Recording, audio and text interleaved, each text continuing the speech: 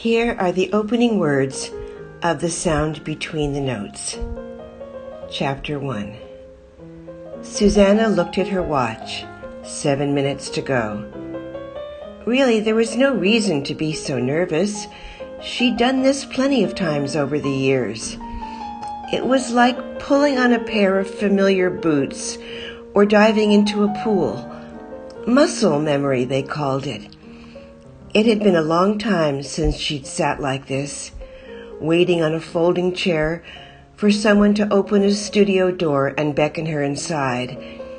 But her body remembered, and her emotions, they definitely remembered.